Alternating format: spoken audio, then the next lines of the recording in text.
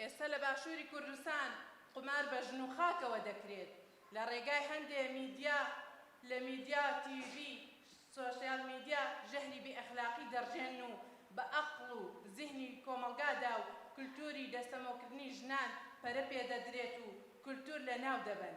لە جێگای ڕەسەنایەتی و ڕاستی مێژووی کورد ژەهری نکوڵیکردن و خۆبچووکبینی کورد دەڕێژن. دۆخێکی مەترسیدار بەڕێوە دەچێت لە ڕووی سیاسی، ئابووری، ئەخلاقی، پەروەردە و کولتوریەوە بەرامبەر ئەم هەرێمە. ناگیهان لەو پێناوەدا تا کۆتایی هەناسەی تێکۆشە. ئەو تێکۆشانە وەک ئەرکی ژنێتی خۆی دەزانی و زۆر بە خۆنەویستی و جۆشەوە هەوڵی دەدا، چونکە ئەیزانی گەلەکەی لە چ دۆخێکدایە. ئەیزانی ژن ڕۆژانە کۆمەڵکوژ دەکرێت لەژێر ناوی ناموسدا و بازرگانی پێوە دەکرێت و ئەیزانی خاکی کوردان ڕۆژانە داگیر دەکرێت و بۆرجومان دەکرێت.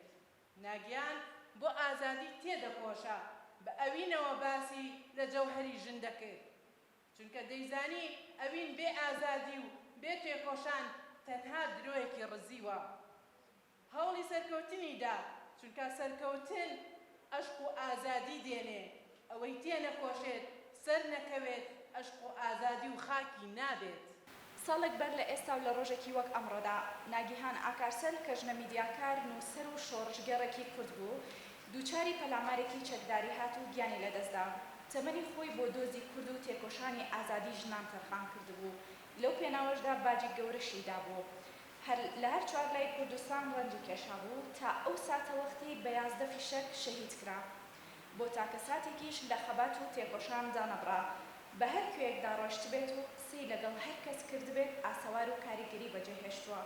ناگیهان لە ناخی دڵیەوە باوەڕی بەوە هێنا بوو کە زانیاری و کولتوری کوردی دێرینترین گەل لە مێژووی مرۆڤایەتیدا لە یادگەی ژناندا شاراوەیە.